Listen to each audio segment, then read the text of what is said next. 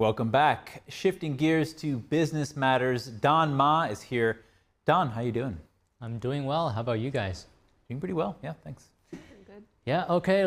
Let me just get started on this right away. Hurricane Francine has shut down another key energy point in Louisiana. A shipping advisory shows that the U.S. Coast Guard has temporarily suspended operations at Port Fortune. The offshore energy services hub is home to marine and equipment suppliers to offshore oil producers. According to the Regulatory Bureau, about a quarter of all oil and natural gas production is offline in the Gulf of Mexico as of yesterday. And now moving on, price hikes have slowed to their lowest rate since February 2021. The Consumer Price Index, which measures price changes for commonly purchased goods and services, dropped to 2.5% in August. Economists expected the slowdown thanks to falling gas prices. Meanwhile, grocery prices held steady in August. The Bureau of Labor Statistics says the leading driver of inflation continues to be the cost of owning and renting a home. The shelter index rose 0.5% for the month and is up more than 5% on an annual basis. Still, this latest report likely gives the Federal Reserve the green light to cut interest rates when it meets next week. And one of the country's most iconic brands plans to change its name. Campbell's Soup wants to drop soup from its corporate moniker. The company has been around for 155 years, but leaders say there's more to Campbell's these days than just soup, and soup is now a smaller part of the company's sales, so it wants to be known as the Campbell's Company. Campbell's owns a variety of snacks and foods that include Goldfish, Pepper Ridge Farm, and Snyder's Hangover. Shareholders will have the final say on whether the name change becomes official. They will decide the issue at the company's annual meeting in November. Now, Zara shoppers in the U.S. will soon be able to take advantage of the company's pre-owned services. This is a platform where Zara helps repair, sell, or donate secondhand clothes to prolong their life and reduce waste. Pre-owned is already running in 16 European countries. It's available at Zara stores on its website and its app. Zara owner Inditex hopes to have services available by the end of October. And Shop and Stream Paramount Global has teamed up with AI-powered retail platform ShopSense AI again. This time for the MTV Video Music Awards airing tonight. ShopSense will be debuting its new Lens feature. Award show viewers will be able to snap pictures of outfits and get recommendations through the product recognition algorithm.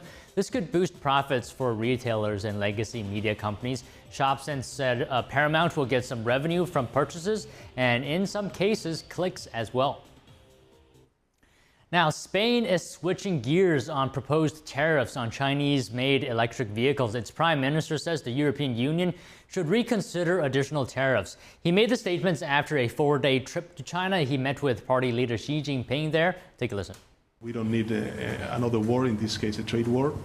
I think that we need to bring bridges between the European Union and China, and from Spain what we will do is to be constructive and to try to find a solution, a compromise between China and the European Commission.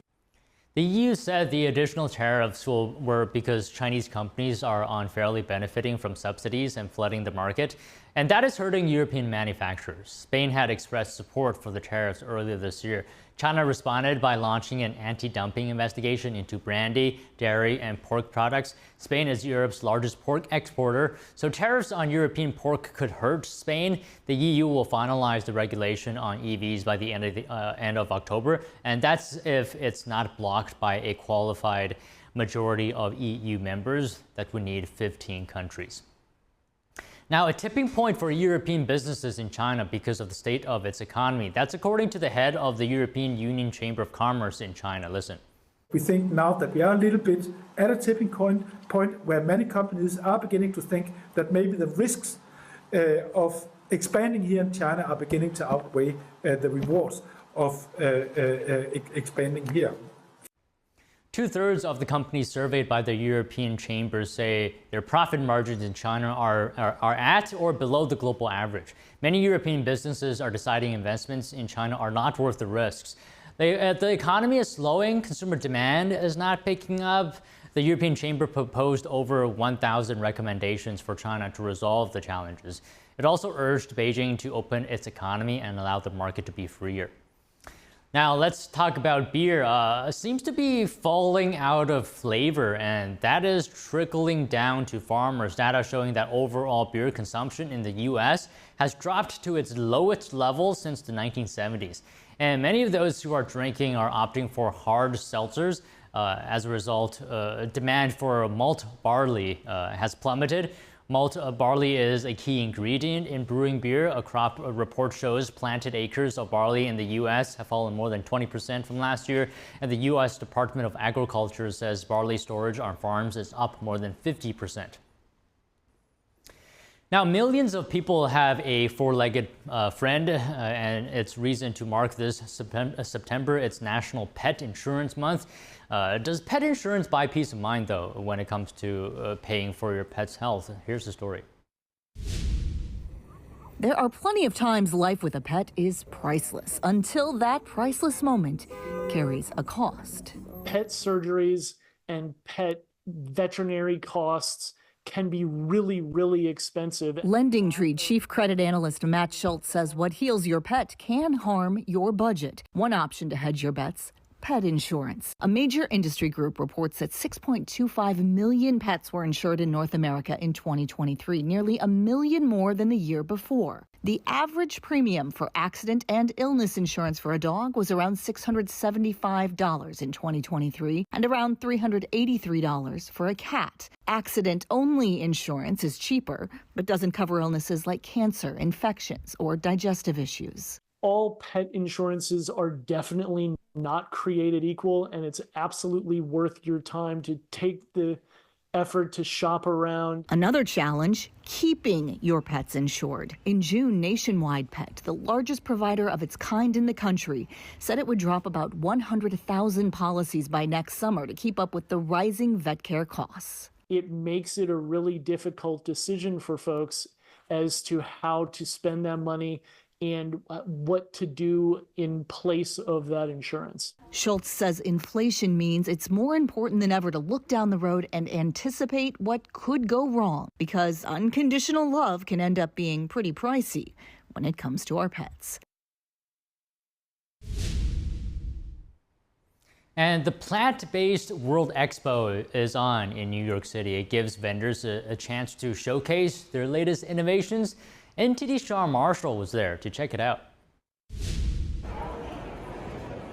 The World Plant-Based Food Expo brings together industry pioneers and decision makers. It gives them a chance to relax, try some free samples, and talk about what they have to offer. And the meat alternatives seem to get better every year. For a moment, I thought these pastrami samples were real meat.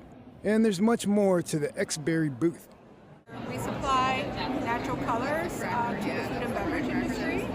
All of our colors are plant-based concentrates, so they're made from fruits and vegetables, spirulina, turmeric,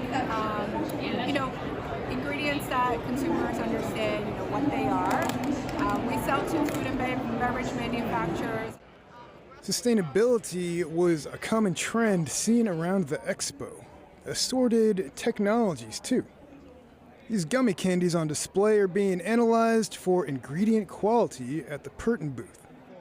This instrument here tests those parameters such as starch, moisture in real time so that companies can maximize their profits, improve their efficiency, and reduce waste.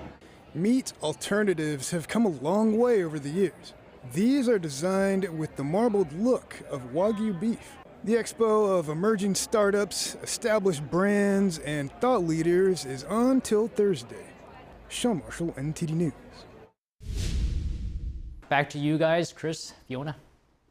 I think my only experience with plant-based foods, or at least alternatives to meat, was when I bought like an $8 or $9 Impossible Burger at Burger King like 5 years ago, and I haven't really gone back. And how did that taste? Did you like it? It was pretty good. It was missing the decadence of like actual meat, but that kind of fattiness. But it did taste pretty much exactly like the Whopper that I'm used to. So if no one had told you that it wasn't meat, would you have just thought it was a regular burger? I might have thought there was something a little different about this. Yeah, but not like a huge, glaringly obvious difference. So, I haven't tried a Beyond Burger, but from what I've seen in that story right there, I mean, the food to me looks pretty good. I mean, it looks colorful. It looks like real meat. I can't speak to the taste, but I mean, if it looks good, I mean, I'm open to trying it. Yeah, and we could be seeing a lot more of this kind of thing. The Plant-Based World Expo website says that this plant-based food market is $11.3 billion, and they're expecting it to triple in the next 10 years. Wow. Yeah, well, I mean, certainly a market there for that. A lot of people, whether it be for moral or personal or health or environmental reasons, are turning to veganism or more plant-based foods. But I really like to eat meat. So I don't know if I'll try it for sure. I'll keep an open mind, but I don't know if I can get behind it just yet. All right, you're not going vegan anytime soon. No. I'll let you know as well once I try the Beyond Burger. All right, we'll talk about it tomorrow, Don. All right. Take care. Thank you.